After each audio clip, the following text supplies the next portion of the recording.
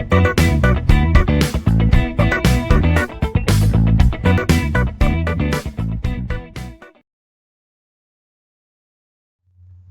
we are going to discuss about DSP architecture. So under this, we just consider the basic architectural features of DSP processor. See, whenever we consider a DSP processor, it is a programmable device similar to a conventional microprocessor. So whatever instruction we are going to use in microprocessor, the type of same instruction can also be used in programming a DSP device. And the instruction set of a DSP also supports the same operations which are supported by a microprocessor, such as arithmetic operations, addition, subtraction, multiplication, logical operations such as AND operation, OR operation, NOT, etc. Then MAC. So this is a special operation which is performed by the DSP device, like it is performing both the operations simultaneously, that is multiplication and accumulation of the result. So that is performed by a unit which is called as a MAC unit. So that is a device which is used in a DSP. Then signal scaling operation. So this is the operation which is done and supported in a DSP device. Then in addition to the above provisions of the architectural features, we just look into some of the registers here under DSP. We consider the registers as auxiliary register, that is taken as the AR register. So that is used to store the data, and that is used to perform some operations and transfer the data and so on. So we have on-chip registers to store the immediate results and on-chip memories to store the signal samples, that is RAM. So whenever I consider any sample signal, it is represented by a set of samples, and these samples are to be stored, and that is stored using a RAM. Next, on-chip memories required to store the filter coefficient. So whenever I say any filter designing to be done, I go with the filter coefficients, and these filter coefficients are to be stored, and they are stored in a device which is a ROM. Next, if I go with the problem definition or problem example, let us go with this. Investigate the basic features that should be provided in a DSP architecture, which is used to implement the following nth order filter, which is a FIR filter. So this is a filter representation given in the form of an equation. Y of n is equal to summation of I equal to 0 to n minus 1 into x of n minus I into h of n, where n takes a value from 0 to infinity. So this is the designing or implementation of a nth order filter. Now in order to implement this, which are the features which are required by the DSP processor, or what features of a DSP processor or architecture requires this particular particular formula to be executed or implemented in the form of a filter design. So if I go with that, in order to implement the equation in a DSP, the architecture requires some of the features, and we just look into the features which are required to perform this operation. The first thing is a RAM is used to store the signal samples x of n. So first thing what we have is we have to store the signal, that is x of n. So it requires a memory which is a RAM here. Then a ROM is used to store the filter coefficients, and that is h of n. So we require the filter coefficients to be stored in a ROM. One is RAM, one is a ROM. And a MAC unit which can perform multiply and accumulate operation, because whatever operations we are going to perform, that is x of n into h of n, where it is performing multiplication. And if I go with the summation, it is the accumulation of those results which are performed as a multiplication, and they are going to be summed up. So that is performing multiply and accumulate operation. So that is done by a MAC unit. As I already told you, it's a special unit used in a DSP processor. Then an accumulator to store the result immediately. So whenever the result is to be stored immediately after performing any operation, then it is stored in the device which is an accumulator, which is a simple register. Then a signal pointer to point the signal sample in the memory. So then a pointer is required so that the signal or the sample is pointed by a particular signal pointer. So if I consider a signal is represented by various set of samples or various values, and this signal pointer is to be used to point to a particular signal sample which is stored in a memory. So if I go with x of n, it is pointing to a particular sample x of n, or x of n where n is taking a value 0, it is pointing to x of 0. If n is taking a value 1, it is pointing to x of 1, and so on. So it is a pointer register or a signal pointer which is used to point to a signal sample. Then a coefficient pointer to point the filter coefficient which is stored in the memory. So again, this a pointer which is a coefficient pointer is used to point to a filter coefficient. Then comes a counter to keep track of the count. So we are going to have a counter which stores the count, or which is keeping a track of this particular count. Say for example, n is taking a value 9, it is storing a value 9 in a counter, so that 9 values are to be utilized or used by a counter. Then a shifter is used to shift the input samples appropriately. Like, see, whenever I go with the shifting process, it is nothing but x of 0 is the first sample, x of 1 is the next sample, or x of minus 1 is the next sample, what we are going to point out. If I consider that a shifter is used to shift the input samples, so it is particularly x of 0, 1 sample, and if it is shifted, it is x of minus 1, or if it is shifted towards right, it is x of 1. So this is how we consider the features of a DSP which is used to perform this particular implementation. Then what we have is a DSP computing block. Normally when we go with DSP computational block, we focus on the units which are used to perform basic operations such as addition and multiplication, because overall operation what we are going to perform here is addition followed by a multiplication process.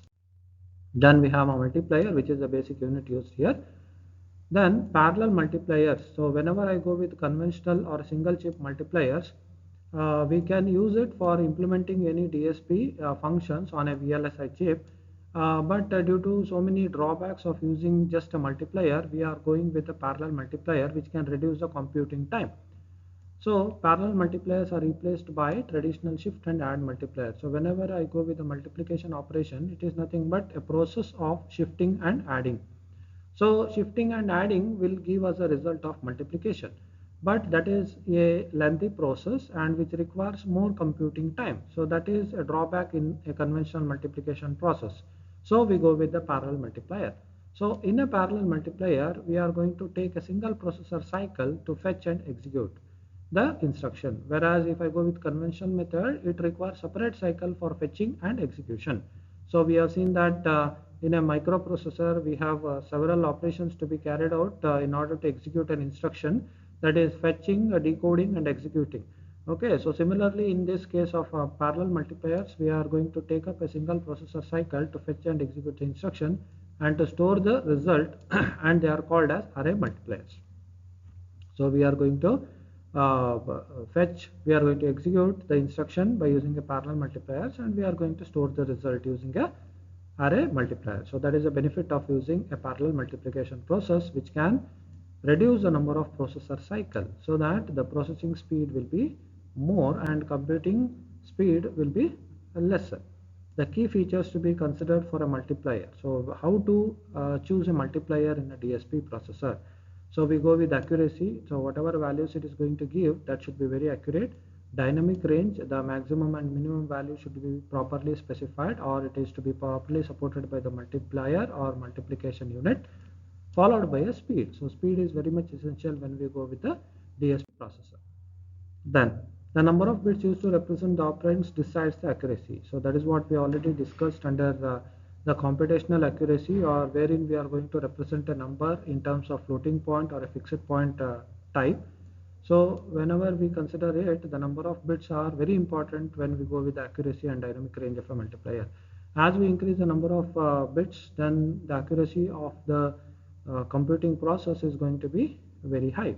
And whereas the speed is decided by the architecture employed. We have several architectures which are described: Harvard architecture or Newman architecture. And based on this architecture, we are going to consider the speed of the processing system. If the multipliers are implemented using hardware, the speed of the execution will be very high, but the complexity will also increase. So that is the drawback when we go with the multipliers used to speed up the execution process. Thus there should be a trade-off between the speed of execution and circuit complexity. So this is a very important aspect where we consider a trade-off between a speed and the circuit complexity. If we go on increasing the speed of execution, the circuit complexity is going to increase. And if we try to decrease the circuit complexity, then it will affect the speed of execution. So there should be a trade-off between this speed and the complexity. Hence, the choice of the architecture normally depends on the application. So that is what we consider whenever we go the architecture. It normally depends on the type of application what we normally consider. Then is the implementation of parallel multipliers, or a basic concept of parallel multiplication. So we consider a multiplication of two unsigned numbers a and b. So there will not be any problem when we go with unsigned multiplication process, but it affects when we go with the signed multiplication or signed numbers multiplication process. So we represent two numbers a and b, and starting with MSB and LSB, AM minus 1 to A naught, BN minus 1 to B naught. Then if I try to multiply this, so in this way we are going to multiply A naught to B naught, which is giving me A naught B naught, A1 to B naught, A2 to B naught, A33 B naught. Similarly A naught to B1, and so on. So this is the first product term representing as P naught, second product term represented as P1, third product term P2, and the last product term P7. So this operation cannot be implemented by paralleling using Braun multiplier. So this implementation can be easily done by using a Braun multiplier. So this is a Braun multiplier what we normally use, that is the multiplication and addition. So this is for a 4 cross 4 multiplication. But whenever we go with the assigned numbers, in assigned numbers the numbers are usually represented in a 2's complement form. Whereas in Braun multiplier, the sign of the numbers are not considered into account. So that is a drawback of using Braun multiplier, so that we go with a modified Braun multiplier. So a small changes in the Braun multiplier, which is a modified Braun multiplier, is to be used in order to retain the sign of the number, or which is used for sign multiplication, and that is called as Borg-Woolley multiplier. So we can see that is, in order to implement a multiplier for signed numbers, additional hardware is required to modify a Braun multiplier, which is a modified multiplier, which is a Borg-Woolley multiplier. So we can see that this is a representation of a number A, this is a representation of a number B, and the product is the product of A and the product of B. So it is represented just as a equation in general. So if we need to multiply two 4-bit numbers, so this is how we are going to multiply with A3, B3 and A3 as the sign. Then these are the steps what we follow. First is multiplying A2, A1, A0 with B2, B1, B0. That is, we are not multiplying the sign bits, that is B3 and A3. That is giving us a product P0 to P5. So P0, P1, P2, P3, P4 and P5. So these are the different bits what we are going to get as a product term. Then multiply the sign bits. Now we are going to multiply the sign bits A3 with B3, and it has to be added. The product has to be added to the P6 position, or it is just placed at P6 position. Since we are getting P0 to P5 as a 6 bits in the result, we are going to place a bit which is considered to be the P6th position. Now multiply the sign bit A3 with the remaining bits of B, that is B2, B1, B0, to get this product term, and add them to the positions P5, P4 and P3. Now you are going to add this to the positions, that is P5 product 5, P4 product 4, P3 product 3 bit. Now we are going to add this to this particular bits. So that is A3 B2 is 1 bit, A3 B1 is another bit, A3 B0 is another bit, added to P5 position, P4 position and P3 position. The addition is performed by obtaining the 2's complement of this A3 B2, A3 B1, A3 B0, which is equal to subtracting A3 B2, A3 B1, A3 B0. So what we actually perform is, we are going to use the same adder to perform subtraction, that is by performing a 2's complement, and adding will give us the subtraction result. So we are not using any subtractor in the DSP implementation process. We are going to use a adder to even perform subtraction. So then step 4, multiply the sign bit. Now whatever you are done with the A3 with the remaining bits of B, similarly you do the same with the B3 with the remaining bits of A. Then to get these products, and now add them to P5, P4 and P3. The same thing whatever you are done in step 3 is followed in step 4, but whatever you are considered here is A3 multiplied with the remaining bits of B, here B3 with the remaining bits of A, and adding the product terms to P5, P4 and P3 respectively. Then steps 1 to 4 give the total product of two signed numbers. So that is what we get, the product of two signed numbers. And using 2's complement, the subtraction can be expressed as addition. So that is what I told you earlier. Whatever subtraction is performed, we are not using any subtractor to perform it, but we are going to use an adder which can also perform subtraction by using a process of, or by using a concept of 2's complement form. So this is how the Borg-Woolley multiplier is shown. So you can just have a glance over the structure of Borg-Woolley multiplier, which can perform the signed number multiplication. Then we are looking into the speed. So that is what we consider. Conventional shift and add technique of multiplication requires n cycles to perform multiplication of two n-bit numbers, whereas the parallel multipliers, the time required will be the longest path delay in the combinational circuit. So that is a drawback when we go with the speed of any just conventional shift and add technique. So we prefer to use a Borg-Woolley multiplier or a parallel multiplier. So in DSP application, generally we require a very high speed. It is desirable to have a multipliers operating at highest possible speed by having a parallel implementation. So that's what I told you regarding parallel implementation. It's very important to be considered in a DSP. So if I go with the next concept of bus widths, this is very important. So considering the multiplication of two n-bit numbers x and y. So I just taken one number x, one number y. The product is z. And if I consider the size of x is n bit, size of y is n bit, then obviously the product z will be 2 n bits long. Similarly with n equal to 8 and considering x value is 8 bit, y is 8 bit, we get 2 times 8, that is 16 bit long the result, or 16 bit is the length of z. So that's what we have seen here earlier. In order to perform the whole operation in a single execution cycle, we require two buses. One is to fetch, or one is to multiply and store the result. Okay, so this operation is very faster, but it is not an efficient way which can be implemented because it is very expensive.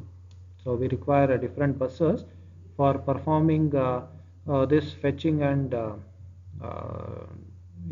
execution process to be done. So we are going with several alternatives which can be used here. So one is, such alternative used to solve this problem is use the n bits operand bus and saves that at two consecutive memory locations. So that is what we do. Although it stores the exact value of z, it takes 2 cycles to store the result. So it may take 2 cycles to store the result, but there is a process of discarding the lower bits. But the problem with the discussion of lower bit is that in an application where the DSP requires accurate result is not met. So that is a drawback when we go with the first alternative which is used here, discarding process, discarding the lower bit. That should be avoided. So this is the first type of transfer what we can use, or the architecture which can be considered for multiplying using one data bus. So the best method of using this process is by using a 3-bus architecture. So we can see that one data memory we have x, one data memory we have y, and these two are n bits wide, and they are to be multiplied by a multiplier, and the product we can see it is 2n bit wide, that is stored in the memory. So this is what we normally take as a 3-bus architecture.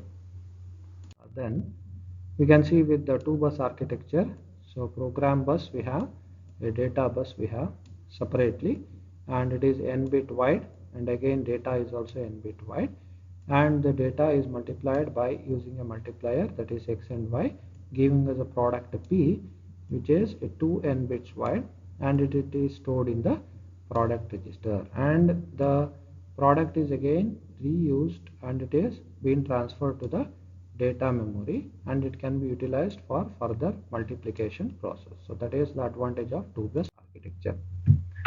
Then another alternative which can be used for the application where speed is not a major concern is that usage of input and output latches. So we can see that x has got n bit wide input, y has got n bit wide input, and the multiplier is going to multiply it, and the result is 2n, then that is been transferred to z, and again it is sent to a data line or sent over a data which is again n. So this is how we have several process of using bus architectures, wherein we consider 1-bus, 2-bus and 3-bus architectures.